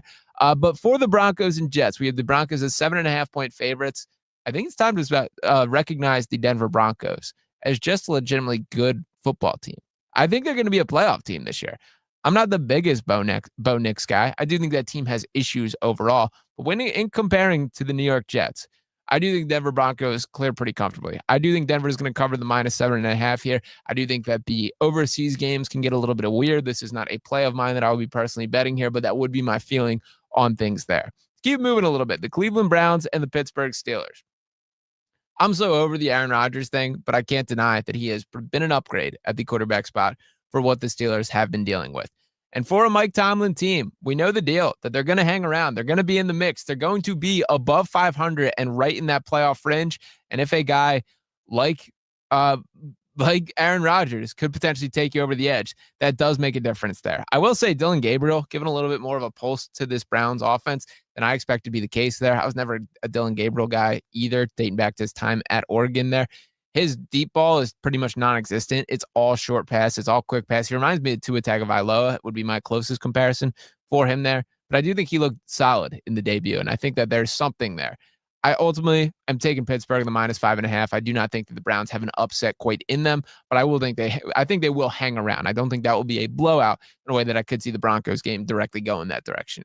To keep on rolling down, the Arizona Cardinals and Indianapolis Colts. The Colts, -7 favorites, 7-point favorites in the matchup, -340 on the money line. Those odds, once again, from DraftKings Sportsbook there. I hate this Arizona Cardinals team, man. They are maddening. The Jonathan Gannon stuff, and saw he caught the fine this week for that little altercation with the player. Certainly an insane situation. And by the way, we just need to get rid of this epidemic of players dropping the ball before the goal line. Like, fellas, just take two more steps just to make sure that you do get in there. And that is not the case. I don't understand it, to be perfectly honest. I feel like, and I can't put myself in those shoes, of course, where I'm running down. I never even was a football player back in the high school days or anything like that. But why are you not making sure that you're getting past the goal line there? Like, it blows my mind that this happens year in and year out, and it feels like it's been especially prevalent lately. So for Gannon directly, I understand why he got the fine there. I also understand why people take issue with it. Ultimately, I think like that was a situation where coaches know what players they can sort of do those types of things to get in the face like that. And obviously we saw the reaction from the running back. I think sort of similar to the Orion Kirkring situation. I give this dude a lot of credit for the way that he faced the media, took things head on, did not dodge any sort of smoke there. And I think he will be better for it on the other side. Don't have a full feel for this game. I'm a little bit skeptical of the Colts. Daniel Jones looks pretty incredible in the wider scale for this season. You made me make a play right now, I kind of think Arizona hangs in and covers the +7. Touchdown feels like sort of a lot to me, but can't dispute how good the Colts have looked to this point. Then my favorite play so far, and on a team that I hate the most out of what we've talked about, the Dallas Cowboys 3-point favorites over the Carolina Panthers there.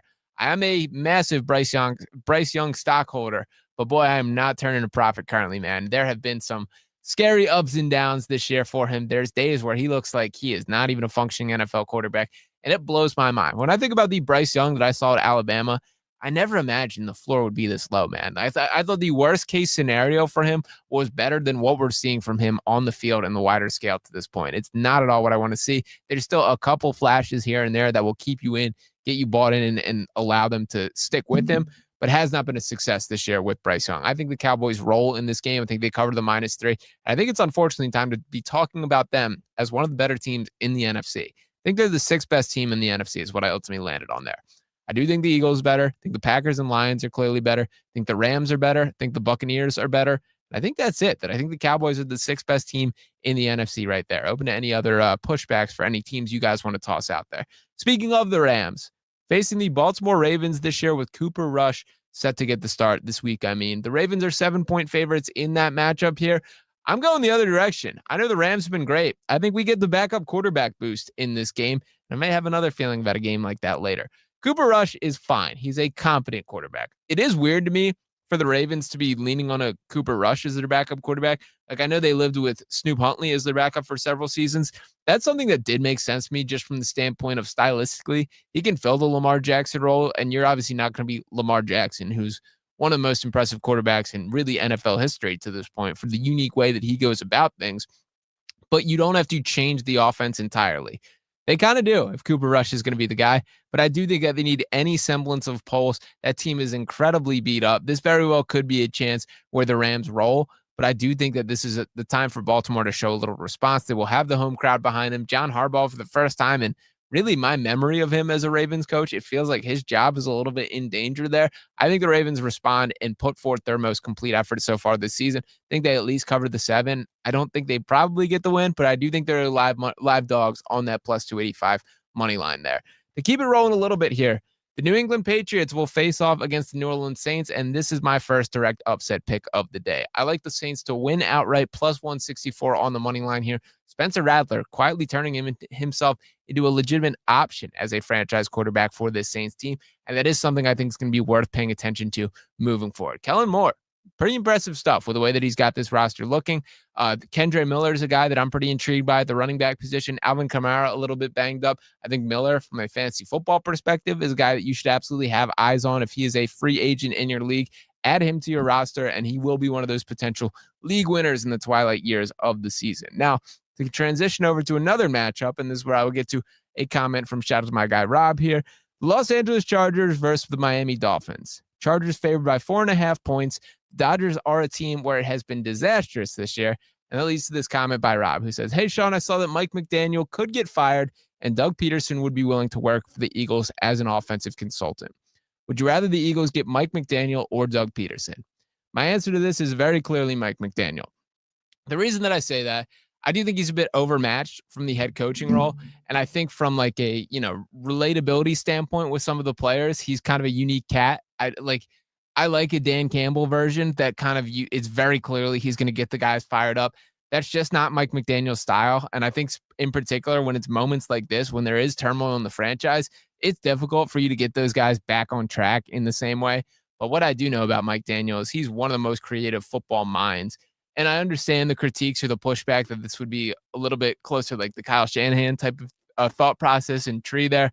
I just think if you give this guy, these are your tools, these are your players, design an elite offense, Mike McDaniel is going to do that at a rate as good or better of anyone in the NFL. So I can only imagine things that he would do.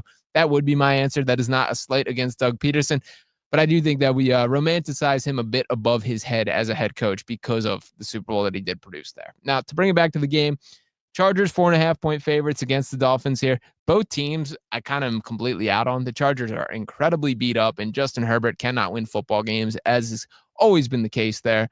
I'll rock with the Dolphins plus 4.5 because if there is not a response here, it is time to declare them dead. Don't really feel good about either side in that matchup. Next, we got the Jacksonville Jaguars and Seattle Seahawks. Jaguars underdogs by 1.5 point there, minus 110 in either direction. A pick 'em on the money line. I like the Jaguars to take care of business. I do think that there is a little bit something brewing down there in Duval, that we do have some Trevor Lawrence taking strides in the right direction. Liam Cohen, I'm liking the way the offense is looking. The run game has been strong. Brian Thomas Jr. looks back defensively, that they've been relevant. Travis Hunter starting to find a little bit of impact at the NFL level. I do like what the Jaguars are building. I'm still a bit of a Sam Darnold skeptic there. If you put the heat on him, I do think he's going to cough it up. And that's kind of going to be my continued takeaway with Sam. He had such an excellent season with the Vikings last year, and then just throw away millions upon millions of dollars due to that postseason performance. That's tough. That's never how you want it to be. But I do think that was a real takeaway to have, is maybe when the bright lights are on, this is not the guy. To keep it moving a little bit, we got the Tennessee Titans and Las Vegas Raiders. We'll skip right past this one. I will say my initial lean is toward the Titans on the plus 4.5 here, that I do believe in Cam Ward to an extent here. I think he's played above what the numbers and what, the record indicates at this stage of the game. I do think they need to get him some legitimate wide receivers, and some of the drops that he's dealt with are really like a shame here. Like, I feel bad for Cam Ward, particularly the Broncos game really stood out to me. He was hitting dudes on the numbers and it's just popping right off their chest. Can happen at the NFL level. A little bit more of an entertaining game. Joe Flacco making his Cincinnati Bengals a debut. The Packers getting 14.5, which is the second highest spread of the entire NFL season to this point. The Buffalo Bills were 16.5-point favorites at one point as number one. I do think we get the backup bump here, that I like the Bengals to cover the plus 14.5. They need some semblance of life. Now, Joe Flacco has been bad this year. I don't think that should be overlooked entirely. This is a dude who has not lived up to the standard of himself as a quarterback, his elite standard that used to be the case back in the day. I don't know how much he has left in the tank. It certainly does not feel like a lot. I appreciated his thought process and the way that he kind of responded when asked about that this week, about like, why is it that you keep playing? You've done everything. You won a Super Bowl. You made millions of dollars. Why is it that age 40, you're still intent on competing? And what Joe Flacco said was, look, man, I only have one chance at the NFL. I've worked really hard to get to this point. I'm going to make sure that when I'm 50, I can look myself in the mirror and say, I gave it everything I got. And that includes playing right now. So I respect that sort of mindset. That Bengals team just is better than they've looked to be. Jake Browning is a disaster. And I'm glad that Cincinnati did recognize that to ultimately give them a puncher's chance at remaining in play before Joe Burrow gets back. Now, as we move on into the afternoon window here, the Tampa Bay Buccaneers hosting the San Francisco 49ers. I'm still surprised by the level of optimism that continues with the San Francisco team. I mean, for starters, injuries are a factor again. Brock Purdy battling some himself, the toe issue that he's dealing with there. We've seen them have to roll with Mac Jones on a fairly consistent basis to start this year. The Tampa Bay Buccaneers, of course, the wide receiver room banged up with Mike Evans and Chris Godwin. Emeka Egbuka is one of the best receivers in the NFL straight up. We don't got to put a rookie asterisk next to this or anything else. He's just that dude. And Baker Mayfield, it feels like he just keeps getting better, man. I like the Buccaneers to roll and cover the -3.5 in this matchup here. And next up, potentially the game of the week here, Kansas City Chiefs hosting the Detroit Lions. The Chiefs enter as 2.5-point favorites, -130 on the money line. Once again, those odds via DraftKings Sportsbook. I like Detroit to pull off the upset in Arrowhead here. Give me the +110 odds that I do believe that they found a way to get back on the pathway. If the Eagles are looking at a model for how do you replace coordinators and still stay on that same track, take a look over in Detroit, man. That Dan Campbell still has his way that he goes about things. They have found a way to execute and look like one of the best teams in football once again. I was really skeptical. I was buying stock in a Lions demise this year, that I thought there would be multiple steps back from the level of production that was the case last year. Does not look like that is going to be the case. So shout out to those guys for finding a way to clean it up. And that, of course, being the Sunday night game between the Lions and Chiefs. The Monday night game, we got another doubleheader. Just to wrap these up and doing a circle into Rob's other comment here. But the early part, the 7:15 matchup on Monday night, the Atlanta Falcons will be hosting the Buffalo Bills. Arguably the Bills' biggest test this year because, like I said, their schedule incredibly empty to this point, and I need to see it. I think this is the matchup that they show it, that I do think they're going to be comfortably taking care of business. This is going to be a favorites weekend to me is sort of my belief here. It is in Atlanta. I do believe in Michael Penix. I think you could do some fun stuff from the player prop parlay type of discussion for this game, talking about Josh Allen and Penix each throwing for 275 plus. Something in that ballpark there is something I think you can have a little bit of fun with on Monday night. But I do think ultimately when push comes to shove, the Buffalo Bills are going to be the team that come out top in that matchup, and I do think they cover the -4.5. Then to conclude Monday night, the pair of quarterbacks that were drafted number 1 and number 2 last year, that being Jaden Daniels and Caleb Williams, the Washington Commanders are favored by 4.5 points. I do think that we've seen a better version of Caleb Williams this year. There's no doubt about that. I do think this Washington team is old, is vulnerable, and this is a statement the Bears are looking to make. And that's the direction I'm going. Give me the Bears +190 on the money line. I think Washington is not quite what they hope to be at this stage of the game. Defensively, I don't quite see it. The running game I've been impressed with. Shout out to Bill Krosky-Merritt there. Of course, Terry Lauren has been limited at practice a little bit this week. Jaden Daniels still a bit banged up. I think this is a spot where the Bears are hungry. They need a statement win, and I think they can pull this one off. We're going to take a quick break right here on Fox Sports again, the last one of the show. Rob, I do see your comment and love it on Ace Bailey. We're going to dive right into that when we get back. So there are a lot of reactionary takes that are flying out there for some preseason basketball. Doing to highlight this specific question and how the Sixers, if they should be regretting a specific decision already. So make sure to keep it locked right here on The Gambler. Be back to you in 4 minutes here. He's gonna stretch your dollar and make it holler. I'm Gary Barbera. And now he's gonna put your rear in a Wrangler, a Ram, a Cherokee, even a Grand Cherokee. Oh, mama! Starting at just $16,666. I guess you could say Barbera's gonna push your tush, right? Birds coach Nick? It's a stud. Try that again. Boy, I guess. That's better. Barbera! Wranglers, Rams, Cherokees, even Grand Cherokees from $16,666. I'm not kidding. DallasStillSucks.com. $16,666 tax tag on $477 dock fee. Supplies last. Details at DallasStillSucks.com. Gary Barbera te va a meter el trasero en un Wrangler. Ram, Cherokee, even Grand Cherokee. Starting at $16,666. So push your tush to Barbera. You're going to save a bucket of bucks. It's a stud. Yeah, we know. Do the thing, Coach Nick. This is Coach Sirianni. Is Barbera the best? Boy, I guess. Oh, how's that flu, babe? Did you take DayQuil Intense Flu yet? Nah, I got this Okay, I don't got this. You stay on the couch, and I'll grab the Dayquil. Undo your flu symptoms with Dayquil Intense Flu. Dayquil Intense Flu provides powerful relief of your flu symptoms. I'm ready for that to-do list. Wow, you do got this. Dayquil Intense Flu. The daytime coughing, aching, fever, under your flu medicine. Use as directed. Keep out of reach of children. This is the story of the one. As a maintenance supervisor at a manufacturing facility, he knows keeping the line up and running is a top priority. That's why he chooses Grainger. Because when a drive belt gets damaged, Grainger makes it easy to find the exact specs for the replacement product he needs. And next day delivery helps ensure he'll have everything in place and running like clockwork.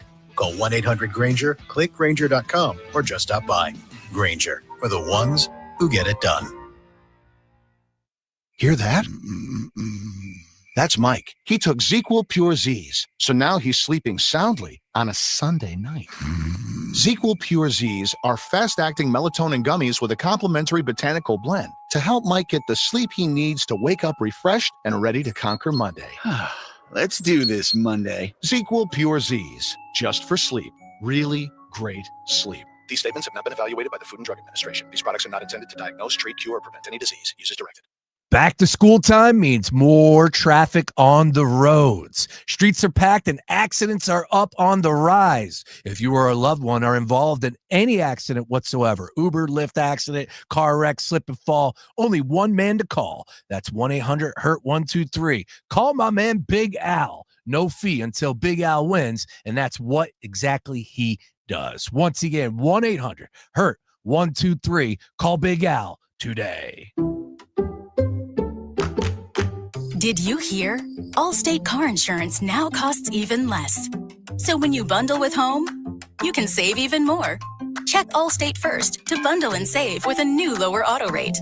You're in good hands with Allstate.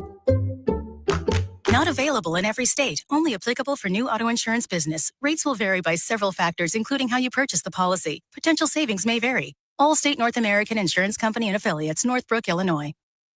As a mom, comforting my family is what I do best. Vicks Vapor Stick provides soothing, non-medicated Vicks Vapors in an easy-to-apply stick, and it dries fast, so there's no mess. I use it to comfort myself and my family. Thanks, Mom. Vicks Vapo Stick, soothing comfort for the whole family. And try Vicks Vapo Shower Max for steamy Vicks Vapors when you need more comfort for yourself. Use as directed. So I was on eBay because I'm absolutely obsessed with this rare hologram trading card. Shiny like the designer handbag of my dreams. eBay had it. They even had the perfect parts that fit my car. Millions of finds, each with a story. eBay. The Gambler. Phillies home for all things sports gambling.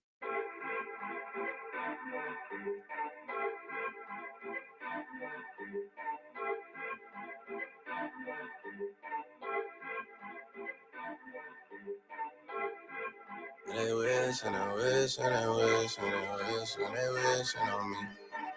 Yeah. I've been moving calm, don't start no trouble with me. Trying to keep it peaceful is a struggle for me. Don't pull up at 6 a.m. to cuddle with me. You know how I like it when you loving on me. I don't want to die for Welcome back to Fox Sports The Gambler, closing things out right here on Sean Barnard Live for the last half hour here. We got a little bit more NBA loose ends to tie up here. So do want to jump into this conversation. Shout out to my guy Rob getting involved here. And he tweets shout out to my guy RB Philly Take as he throws a little ad at him in the comments here. And he says, is RB Philly Take overreacting to Ace Bailey's preseason? I can't think about what could have been with the bad faith that Ace was acting with in the draft process. We got to be pro VJ and forget about Ace. Ace Bailey is like the hot woman you date that does not know how to act. VJ got it all, though. I do like the comparison there. This is what I'll say about this. VJ Edgecombe, I think, has looked fine in preseason. Ace Bailey, I think, has looked very good in preseason. Preseason is preseason for a reason. That nothing either of these guys matter, or nothing that either of these guys do in the preseason matters in the wider scale of their career. The Ace Bailey stuff, and it's interesting because I do agree with the standpoint of I'm fine with making this dude like a Philly sports villain. Like he said directly, he declined workouts to go here. But the point that should be made clear about Ace Bailey is this is a good kid that was getting bad advice. That had a chance to go up to Rutgers and watch him play in person, and it really popped to me. Like, I started out as an Ace Bailey skeptic for all the same reasons that people love to push during this pre-draft process. The shot selection, the lack of ball handling, the lack of playmaking there. When I went up and watched him in person at Rutgers, of course, I was already in on the Dylan Harper experience, that you see the polish that he has as a guard. And by the way, looked excellent in preseason with the Spurs. I think it's very clear that it is the Victor Wembanyama and Dylan Harper duo is the future of the Spurs. With all due respect to Stephon Castle, Keldon Johnson, Devin Vassell, all the other names you want to rip off here, that is going to be the show. It's going to be the Dylan Harper and Victor Wembanyama show. So while I saw that same level of promise and polish that I expected from Harper, what popped to me watching a Rutgers game in person, who, by the way, was not even an overall good basketball team, was the work rate of Ace Bailey. That he was everywhere, especially on the defensive end. And that's something that I never thought got enough attention. Now, for the Sixers directly, I don't think they should regret this. That I think the fact of the matter is Daryl Morey made the right call, that the juice was not worth the squeeze for what it would take to make sure that Ace Bailey could be satisfied here in Philadelphia. That is not something that falls directly on Ace. He was a good kid receiving bad advice, with Omar Kelly being the guy that was really calling the shots with it. It sucks. That's how things went down, because I think there's a lot of arguments in favor of why Ace is the better fit for the Sixers team. But the fact of the matter is he did not want to be here, and now we got a guy that did. BJ Edgecombe is going to be excellent. I wish he was a little bit bigger, but I will say, when I watch the way that he looks on the court, he looks bigger than his listed height, man, and the kid is still going to be growing to this point. He is a guy who gets it from a culture standpoint. And one of the things that I think that this Sixers organization has been incredibly cognizant of in past years is bringing in good character guys. The Tyrese Maxeys, the Jared McCains, the Adem Bonas, all the recent rookies that they've drafted have been guys that check every single box as far as how they're viewed within a locker room, the culture that they're trying to establish. I think that's been an overlooked aspect of the Sixers building up this roster for quite a few years. And that's something that Daryl Morey, for all the critiques of him as a numbers guy and analytics and what he's sort of made out to be here, I do think that guy cares about that stuff and is being like active in trying to build up that level of culture. That's been one of the clearest messages from Tyrese Maxey, who I think it is worth noting has been the most forward-facing member of the Sixers so far leading into the season. As he said, there should be a standard. There should be a level of play that we're getting, that people are getting every single night that the Philadelphia 76ers take the floor, that it does not matter. Is Joel Embiid here? Is he not? Is Paul George here? Is he not? Who else is hurt? There is a standard for what Sixers basketball is, and they've failed to reach that in recent years. BJ Edgecombe is a guy that I think is directly going to help build that. And by the way, reading between the lines here, seems very clearly like the backcourt of the future in Nick Nurse's vision is VJ Edgecombe and Tyrese Maxey. The biggest thing that I personally want to see this season, I want to see all the combinations. How does Jared McCain play with VJ? What does Quentin Grimes look like alongside McCain? We have not seen these combinations yet.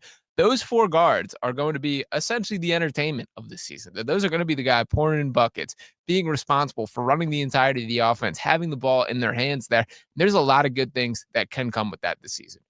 I just need to see it all happen in action. Now, in the wider scale, is it most likely that all four of those guys can't coexist together, that they can't all be foundational pieces? Absolutely. And is there a case to be made that a guy like Ace Bailey would have had a better chance at sticking around? For sure. But I do think the Sixers have to let this one go. They've got their guy in VJ Edgecombe, who has looked the part, in my opinion, to this point. Sure, the shot hasn't fallen at the rate that you hope, but the defense has been as advertised, if not better. He's been in the gym, setting that culture, getting the work in. And I do think that he's going to be a real dude on the Sixers team. And by the way, when we speak about these Sixers skepticism or pessimism is maybe a better way to put it there, it does shock me how much it's ignored, this young core that has been acquired. Those four names, those four guards alone who I mentioned, that's not even including the Adem Bonas, the Justin Edwards, Janai Broome, who I wish he won the genetic lottery a little bit more than he did, man. He's just so slow on the floor. He tries, he competes. This has been a guy that I was pretty much against since before the draft and don't really see the pathway to him being a successful NBA player. I like Janai Broome. I want to root for Janai Broome. But the fact of the matter is you cannot teach athleticism, and he is severely lacking in that case there. Excuse me. And before the Sixers directly, it is nice that there's been this attention to detail for building up a culture. It still takes talent, and this combination is something that they have to strike here. If Joel Embiid is remotely healthy, that they're going to be trying to win this year. If he's not, it is about getting reps for these guys, seeing what all the combinations are. And the message that I want to make clear, my sort of hot take for the season, is I have my eyes directly on Nick Nurse. The hands got thrown up in frustration of what do you want me to do? How do you hope that I can handle this far too easily last year? It's unfair to control everything that went wrong against Nick Nurse last year. But for a guy that's branded as this X and O's genius, this basketball scientist, this guy that has an answer for everything, is incredibly creative in his line of structure and things that he can do on the floor, I need more than what I saw last year. You got the pieces this year. There is more depth. There is more youth. There better be a little bit more health luck for this team. That is something that we need to see come together and there actually be a solid product on the floor. So for Nick Nurse directly, I do have a little bit of my eye on him for this year. I think the pressure should be on him at a scale that I don't think has been quite properly recognized there. We'll see what ultimately shakes out with that below. One more comment that I did want to pull up from Rob talking about Amani Bates here. And he said, Amani Bates has to develop his body for a couple years to be ready for the NBA. Now that he's on the Sixers, do you think that he has a Justin Edwards future with this team? He seems like he have an offensive bag if he gets the chance. The thing that a guy like Amani Bates, and there was a period of time a couple years ago where I was a big-time Amani Bates guy. It is a bummer that this has been the trajectory of where his career has gone. But I think where I would not compare him to Justin Edwards is what stands out to me the most about Edwards specifically. That's a dude who figured out who he can be at the NBA level at such a quick rate that he knows he's not going to be a guy that averages 30 in the league ever. He's going to have to be a role player type that does the little things, can be a connective passer, defends at a high level, can take a guy off a dribble, good shot selection, is only catch and shooting, not trying to do too much with the ball there. That's where Edwards has really found a niche. Amani Bates has yet to even identify that niche exists. And for guys like Amani Bates, who he absolutely has an offensive bag, he's absolutely a talented scorer at good size with a good frame there. I wish he could put on some weight. You're right about the body comment, but there's only so many guys that can do that on a basketball team. And in the NBA, you have to be such an elite level of shot maker, of offensive talent for that to be you. Think of a guy like Kevin Durant. Like, that is what it looks like. This is a model of efficiency, of offensive ability. That's like the pathway that Bates has to reach if he's going to go down that path. I do think the better direction or the pathway to him being a full-scale NBA player is accepting being a little bit more of a role guy, that you have to defend at a higher level, be willing to play make, be willing to rebound. He should be a better rebounder than he is. If you can sort of keep your confidence in check, or, check yourself a little bit here and scale that back, there's a pathway to Amani Bates figuring things out. But I have not really seen the progress in him sort of mentally flipping that switch just yet. That I'm sure Amani Bates has been the best player on every basketball court that he's walked on growing up his entire life. It's a different story when you get to the league. And I think for him specifically, based on his skill set, going down sort of the pathway that he did, where he had to, play at ECU and then play at Memphis rather than the top program because of the off-field issues that did plague him there, I think that was really detrimental for his pathway of growth as a basketball player. So I'm rooting for Amani Bates. There was a time where I was a big-time Amani Bates believer. I don't quite see the vision for him as an NBA player in its current form. I do hope that changes, and Edwards is absolutely a guy that he should model his game after, or his path after. But Amani Bates has to be willing to do that himself. So we'll see how that shakes out. But that is another example of the Sixers taking a proper flyer. This is a guy who's been brought in for essentially nothing and could prove to be a talented player, a key part of their future there. We'll see if that's ultimately how things shake out. If you made me make a guess right now, that is probably not the direction that it goes. But I would love to be wrong. Would love for Amani Bates to be the answer for that. So the Ace Bailey conversation as a whole, to put a bow on that, I think we should sort of drop it for now. We can have our boo session when he does play in Philadelphia for the first time. But the reality is, I think this was a good kid receiving bad advice, and he ultimately has separated with that agent in Omar Cooper there. So nice to see that he, at least the realization hit him. VJ Edgecombe's our guy one way or another, and for better or for worse, we are invested in that. So, Rob, I appreciate you getting involved in the conversation today. I appreciate each one of you guys that did tune in and listen out there. We're going to have a ton more moving parts that goes into what this show is going to be and what our plans are moving forward right here on Fox Sports Gambler and Pick Swap Media. Sam Ostry, Luke Arcaney, Ryan Beefcoil, Nick McClay, none of those guys going elsewhere either. So we're figuring out our exact model, our pathway to move forward. We're going to keep on rocking right here on the airwaves. So make sure you're subscribed to Pick Swap Media if you have not just yet. Drop a subscribe really wherever you're listening. If it is the iHeart app, make sure to set us as that preset. Appreciate each one of you guys for hanging with me today. We're turning it over to the Villanova Coaches Show next. We got a pregame before Villanova tips off against Elon, I believe is the matchup today. Make sure to keep it tuned. Keep it locked right here on The Gambler. I'll be back to talk with you next week. This is the story of the one. As a maintenance supervisor at a manufacturing facility,